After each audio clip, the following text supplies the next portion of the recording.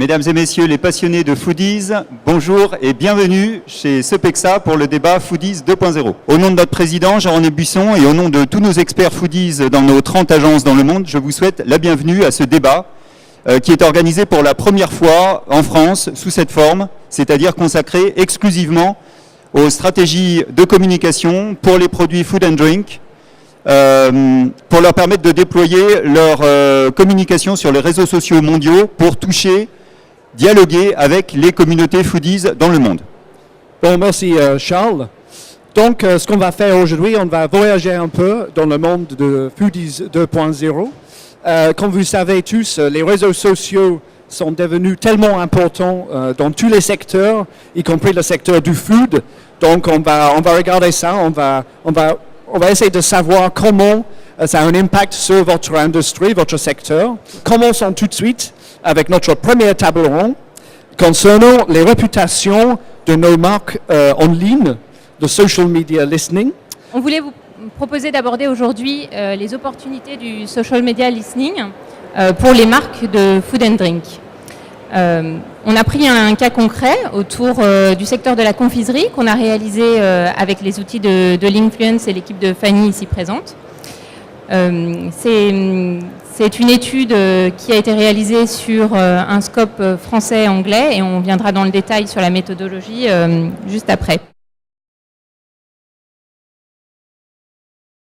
C'est un moyen de suivre donc l'image d'un produit, sa notoriété, faire des benchmarks par rapport à des concurrents bien sûr. C'est aussi un moyen d'accéder aux communautés qui vont s'exprimer sur la marque. Je dis communautés et territoires de communication qui ne sont pas forcément des territoires qui peuvent être facilement reliés à une marque de prime abord. Je prends l'exemple du cognac. Alors le cognac aux États-Unis est abordé très différemment de la façon dont il est abordé en France.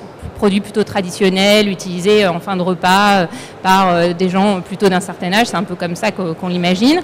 Aux États-Unis, il a été utilisé et devenu la boisson emblématique de la communauté hip-hop. La marque qui va détecter ce territoire de communication, la première, et qui va savoir utiliser ces codes, va évidemment permettre de gagner des parts de marché avant ses concurrents. Donc c'est un petit peu ces éléments-là qu'on va trouver à travers les conversations sur les réseaux sociaux. Donc c'est notamment intéressant quand on veut faire de l'export, quand on ne connaît pas les habitudes de consommation d'un pays, comprendre qui peut utiliser notre produit, de quelle manière, dans quelle routine il peut s'inscrire. C'est aussi une combinaison d'expertise aussi bien technologique, parce qu'il faut savoir rapatrier le contenu pour pouvoir l'analyser. Quand on voit parfois les centaines de milliers de tweets ou de commentaires qui sont émis sur un produit, ça devient très difficile d'appréhender les tendances et encore plus les signaux faibles.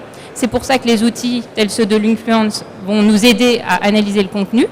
C'est aussi une expertise qui va faire appel à la connaissance des secteurs et des marchés. La connaissance linguistique, notamment, est importante à avoir parce qu'il faut savoir employer parfois de l'argot utilisé dans les réseaux sociaux. Les adolescents vont employer un langage qui n'est pas celui qu'on trouve dans la presse, par exemple. Et c'est aussi une expertise qui va faire appel à des compétences marketing pour pouvoir comprendre le discours et le positionnement ensuite du produit à suggérer. L'approche que nous avons adoptée pour cette étude que nous vous présentons aujourd'hui sur les bonbons, s'est appuyée sur une méthode très simple. On a capté l'exhaustivité, tout ce qui s'est dit pendant un an sur un périmètre anglophone et francophone. Donc pendant un an sur je dirais, les réseaux sociaux majeurs, Facebook, Twitter, Pinterest, Instagram, mais aussi sur les médias, sur les blogs, sur les forums, donc sur le web plus traditionnel. Ce chiffre, il est intéressant. 900 000 tweets par mois, 900 000 tweets par mois sur le web francophone et le web anglophone, presque 1 million donc de tweets sur cette catégorie, sachant que notre méthode a consisté à capter tout ce qui se disait sur les bonbons de près ou de loin, c'est-à-dire des noms génériques, candies, bonbons, mais également les marques.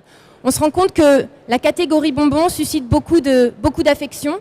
Les internautes s'approprient la catégorie bonbons pour mettre en scène leur propre quotidien, pour mettre en scène leur récit de vie. C'est ce que montrent notamment des réseaux sociaux comme Twitter, comme Pinterest ou Instagram. Quand on rentre effectivement dans la donnée, on va regarder, le registre lexical qui est utilisé par les individus. On va aussi regarder les marques qui ressortent, on va regarder les pics. Et on s'est rendu compte sur cette période qu'un pic apparaissait autour de la campagne Tag Ada Purple. Et alors ce qui est intéressant avec ce chiffre, c'est que donc 1800 tweets ont été publiés autour de cette campagne. Et ce qui est intéressant, c'est qu'il n'y en a que 40 qui ont été postés par la marque elle-même. C'est un ratio assez intéressant. C'est une campagne qui a donc suscité de l'engouement de la part des consommateurs et qui n'est pas uniquement un engouement provoqué. Et cette approche de social media listening permet donc, comme on vient de le voir à l'instant, de s'intéresser au contenu qui est publié par les marques, donc le contenu provoqué par les marques. Mais l'approche permet également de s'intéresser à ce qu'on appelle le user-generated content, c'est-à-dire tout le contenu spontané, le contenu que les consommateurs eux-mêmes vont publier. Les exemples qu'on va voir montrent, encore une fois, comme je le disais, qu'il y a un véritable attachement de la part des consommateurs à ces marques. On parle véritablement de love brands. Les bonbons sont désormais utilisés comme des ingrédients à part entière. Je dirais comme la farine ou le chocolat, ils sont intégrés à des recettes. Donc ça, c'est un chiffre qui est assez parlant. C'est sur le panel de documents qu'on a remonté à travers Radarly. On a à peu près 3% des recettes qui ont été postées par les blogueurs et forumers français qui intègrent un bonbon dans leurs recettes. On a trouvé ce chiffre énorme, surtout comparé au chocolat. C'est à peu près un tiers des recettes qui intègrent du chocolat. Donc 3%, c'est vraiment un phénomène fort qui laisse envisager un gros potentiel en matière de brand content pour les marques pour offrir des discussions, du contenu autour de comment intégrer mon produit dans une recette. On s'est intéressé aussi aux communautés. Je vous parlais des communautés tout à l'heure. Et grâce aux outils de l'influence, on a pu faire émerger différentes communautés, pour certaines plus surprenantes que d'autres. Effectivement, au-delà de la captation de la donnée et de l'analyse de l'existant, on pense qu'il est très important d'être capable, très important que vous soyez capable de saisir les opportunités du web, autrement dit, d'aller au-delà d'un constat statique, mais de s'intéresser aux dynamiques. Les dynamiques du web, c'est la circulation, c'est les dynamiques d'influence, c'est les dynamiques de viralisation. Et pour ça, il peut être très utile de visualiser cette dynamique, donc au-delà d'avoir la donnée brute, de regarder comment elle s'organise, et c'est là que les fameuses communautés dont Claire parlait émergent. Ce que vous voyez là, c'est une cartographie de l'écosystème des bonbons sur le web francophone en l'occurrence. On a fait le même exercice sur le web anglophone et la structure est absolument identique. Vous avez ici plusieurs signaux. Vous avez différentes couleurs qui correspondent aux différentes communautés. Communautés dans le sens tribu, communautés d'intérêt. Ce sont des gens qui s'intéressent aux mêmes choses. Les points que vous voyez, les petits points, représentent des espaces du web. C'est des blogs, des forums, c'est des pages Facebook, c'est des comptes Twitter, c'est des médias également. Et tout ce qui les relie, c'est les liens hypertextes. Je parlais de dynamique. Les liens hypertextes permettent de comprendre la circulation des contenus, mais aussi la manière dont les différents espaces, les blogueurs par exemple, se réfèrent entre eux. Donc c'est ce qui nous permet d'observer la viralisation. Et les clusters que vous voyez, le fait que les communautés se rassemblent entre elles, c'est tout simplement parce qu'elles échangent plus de liens hypertextes entre elles. On va finir avec, je dirais, les signaux sur la santé et les signaux faibles. Effectivement, malheureusement, analyser le web social, c'est pas seulement des messages bisounours, de la convivialité et des choses agréables comme ce qu'on vient de voir. Notre mission, c'est aussi de vous accompagner dans l'anticipation, la canalisation des risques sur le web social. On a donc été regarder quels étaient les risques associés à la catégorie bonbons. Il se trouve, et c'est une excellente nouvelle, il se trouve que si on prend par exemple tous les risques associés à la santé, sur 100 publications qui mentionnent l'un de ces risques, une seule publication fait référence aux bonbons. Là encore, on a trouvé qu'il était utile d'avoir des chiffres pour comparer. 14 000 tweets par an, périmètre francophone, anglophone. 14 000 tweets mentionnent, associent un risque santé à la marque Coca-Cola. En comparaison, 2000 pour Nutella, seulement 667 pour Skittles et 92 pour Haribo. Nous, en fait, notre approche du social listening a commencé à peu près 1 an chez Danone. Et elle fait partie d'une initiative plus globale qui est ce qu'on appelle en interne une digital transformation, une transformation digitale. Et il y a 4 grands piliers autour de cette transformation digitale chez Danone. Une qui est justement sur la partie listening, je vais vous décrire très brièvement. Une autre qui est sur la partie média, c'est-à-dire comment est-ce qu'on optimise le média en incluant le digital. Une autre que vous évoquiez qui est sur le contenu, c'est-à-dire quel contenu aussi on développe de manière spécifique pour le digital, puisque c'est complètement différent d'une certaine façon des autres médias. Et enfin, toute la partie vente, là aussi, comment est-ce qu'on optimise la part de ce qu'on appelle le e-retail dans nos ventes.